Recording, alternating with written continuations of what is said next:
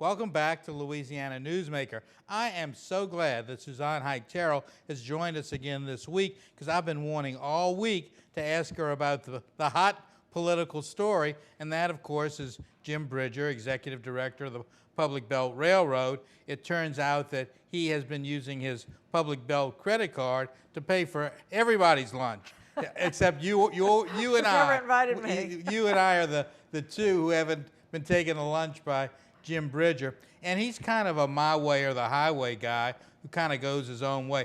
But the onslaught, to have this happen to him in the middle of a recession when people are giving up take-home cars, people are taking furloughs, people are taking 10% pay cuts, and he's buying champagne with his Public Belt Railroad credit card.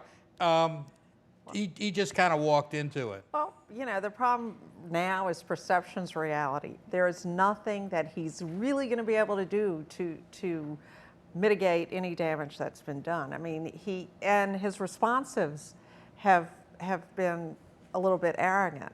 He said, "Yeah, I take these people here. That's how you run a company." Well, not a company, Jim. It's not a. It's a public agency. Yeah, it's a quasi. Private, quasi-public. I mean, but it does. And the fact that it earns its own revenues does not change the fact that it is a public agency. Well, and I think it's important. You know, I've always really felt that when you're doing the job of the public, then you really need to be a little more conscious of what's going on, and you need to think about that. Using that credit card for that meal or for that gas or for whatever it is, because if nothing else, even if you're totally have no conscious decision about it, somebody's going to see it at some point. So you not only have to be conscious about how you're using it, you have to be able to respond to what it brings to the public, and that's the bottom line, because he can claim, and probably in some cases, he can prove that these meetings, you know, maybe he was with the people from the port, or maybe and he's gotten freight moving, but if you can't. But you got to be able to specifically say the reason is that I was hosting the president of the Big Eastern Railroad, and they want to do some work with the port, and I'm trying to get this deal done because Houston wants it too, and blah, blah, blah, blah, blah. And then nobody can very well argue with it. Right. But when you pull it out at every occasion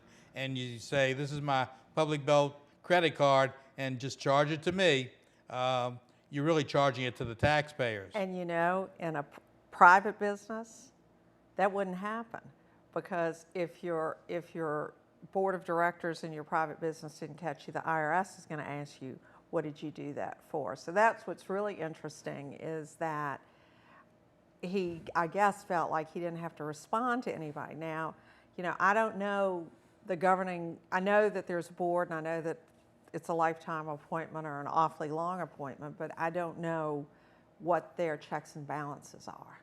Well, I really think, and I'm not an expert on this, but I know a little bit about their inner workings. Mr. Bridger pretty much sets the agenda and kind of tells his board what the deal is, and that's the way he operated in New York, and they've allowed him to operate the same way here. But I don't think he likes what's happened to him, and I think that they're going to change their policies considerably, and I think his board isn't going to like it very much either. Oh, no, I mean, they're good people on that board. Excellent. That's why I'm really, that's why I say I don't think they really know. And, you know, the last time there was sort of someone that ran roughshod over public agents, quasi-public, whatever you want to call it, the levee board, they got dissolved. All those levee boards got dissolved or got different structures. And, you know, so I don't think it's going to be the few articles in the paper. I think that board's going to convene and make some tough decisions. The other thing that I was wondering about is, I don't want to mention anybody specifically, but there are a number of other quasi-public agencies in this town where executive directors earn large sums of money, far more than the mayor, and probably if you checked their credit cards, you would find that they too had been very generous. It's going to be Oh, yeah. interesting to see how far all of this goes. Exactly, because the bottom line is that it's the public that everybody's supposed to be serving, whether they're in City Hall or at the office of the public belt. You know, essentially they're supposed to be serving the taxpayers and the people, and you know, it is a tough time. And you know, Mayor Landry's trying his best to figure out and of course the response to that is, well, he wouldn't get that public belt money anyway. That's true, but it's again the appearance. Absolutely. It has nothing to do with how the public belt's money is earned or what happens to it. I mean, the Public Belt Railroad is a great asset to New Orleans.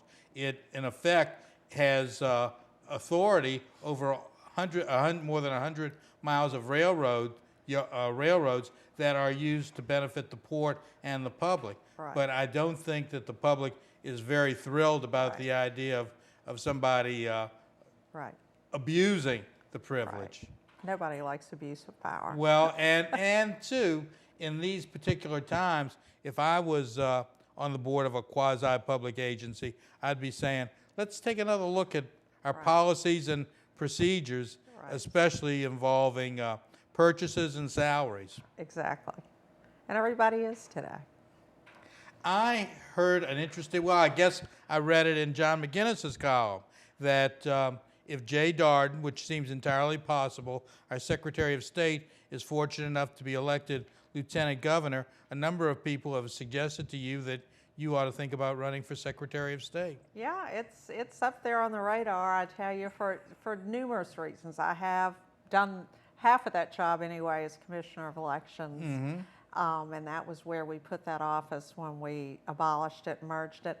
But also, you know, for two other reasons. One is Republican, is that the Republican Party hasn't elected a woman statewide since I was elected in 1999, and I don't think About time, isn't it? Oh, well, in a state that's more than 50% of the electorate are women, I think we need to have some women in higher profile jobs. And so that's one. And then also, I just think that as a lawyer, you know, I think every office in the state is an economic development office, and all corporations and formations of businesses go through Secretary of State's office. And I think that we should look to make sure that we can use that as another economic development tool. It is an opportunity to have relationships and develop relationships with CEOs, especially from out of state, who are bringing businesses to Louisiana, to explore that. The Secretary of State gets all of those records, and of course, historically, nothing's ever been done with them. But the opportunity is certainly there if the right person were in the job. It's the place the inquiries are made. It is always a pleasure to see you. Well, Thank you great. so much for coming back on Louisiana Really. Newsmaker. We'll look forward to seeing you next week. Absolutely. Suzzie Terrell, she did a fantastic job for the state as Commissioner of Elections, and of course she was one of the best District A councilwomen that we ever had. Please stay tuned. We'll be right back.